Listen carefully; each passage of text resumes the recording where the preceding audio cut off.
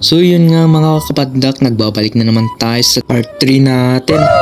At nandito na nga tayo dito sa Barangay Baduang dito sa Pagudpud. At papasok na tayo, tsaka let's na tayo magpapagupit mamaya. Habang nasa daan kami, bigla na lang uminto yung kasama ko.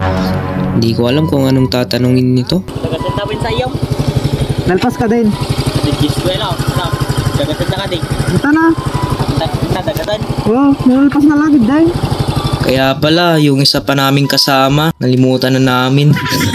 Kaya pinuntahan na namin doon sa pagtatrabahuan niya. At diretso na kami mamaya magpapagupit. At palabas na nga kami dito sa highway at papasok kami dyan sa papuntang Lozong National High School. At habang papasok nga kami, nakita namin siya nagmemeryenda. Sana all. At huminto muna kami para tanungin siya. Galgan? Na, di na kinakasoldo pag-take. Wow naman! Alright, baka na.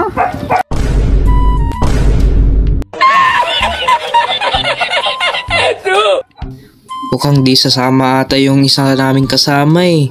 Di pa daw siya nakasweldo. Sana all naman.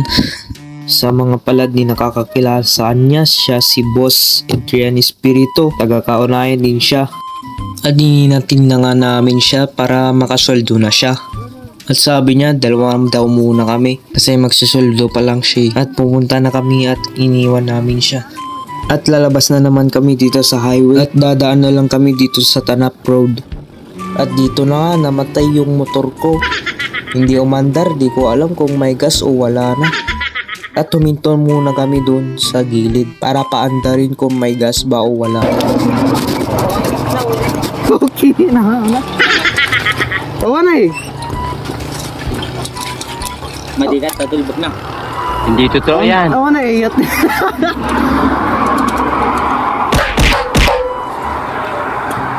Nasa? Hit lang. Benta sa iyo, balasang yan. Sige.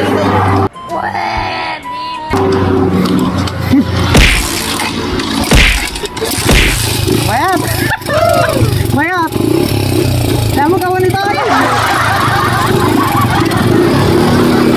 At patuloy na nga yung biyahe namin. Luko-luko pala yung motor ko eh. Bale, nag-shortcut na lang kami dito sa Tanap para mas malapit.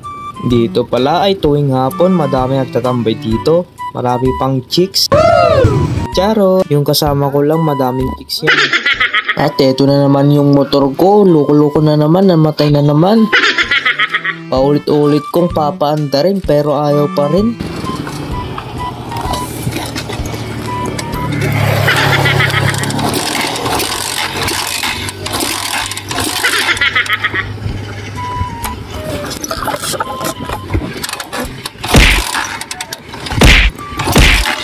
Ay, pauki na lang.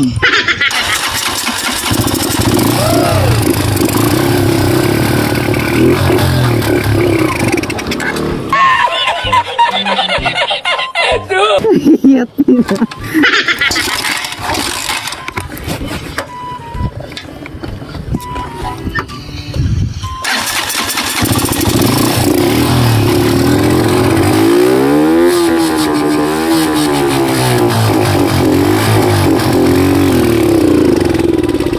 Naay? Tamot, gas na. Hadayot. Pagamap, ambulan. Nakamot kasi lahat. Timot na, timot.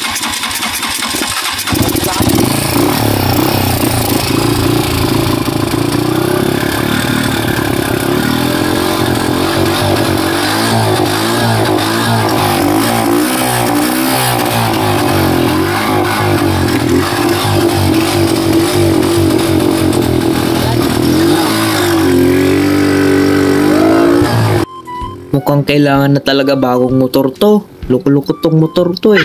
Kaya tinuloy na namin yung pupuntahan namin. Baka magkuklose na sila mamaya. At nandito na nga kami. Papasok na kami dito sa poblasyon to. Dito sa Pagudpud. At sana walang nakakakilala sa akin dito kasi matagal na ako din na tumadaan dito.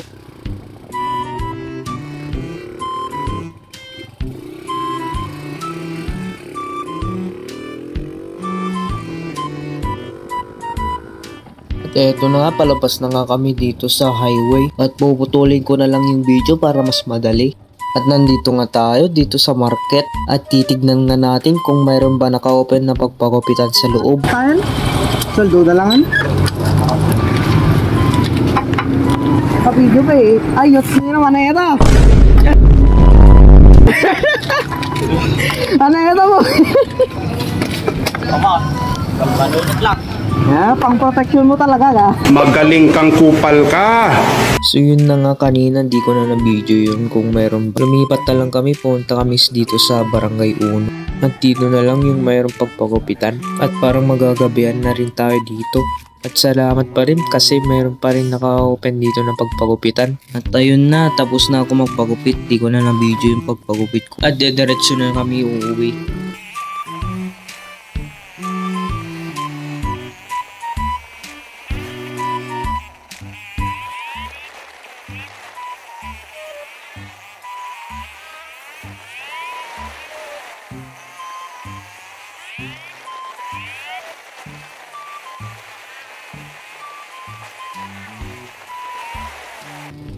At dito na, liliko na kami, dito pa rin kami dadaan kasi magpo-photoshoot pa daw siya. Magpapapicture daw muna siya bago kami umuwi.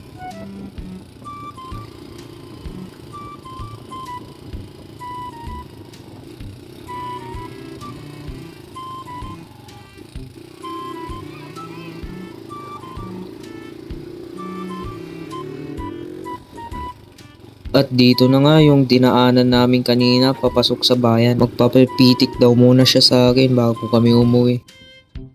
At dito na nga yung pagpapestungan namin ng pagpapapitik siya. Ayun, ganda yung sunset. Wala pa rin mga nagtatambay dito ng mga chicks. Charot!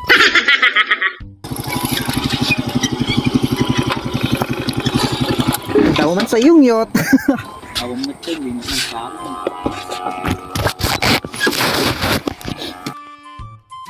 At dito na nga magtatapos sa ating video mga kapaddak. Salamat sa panonood. Thank you!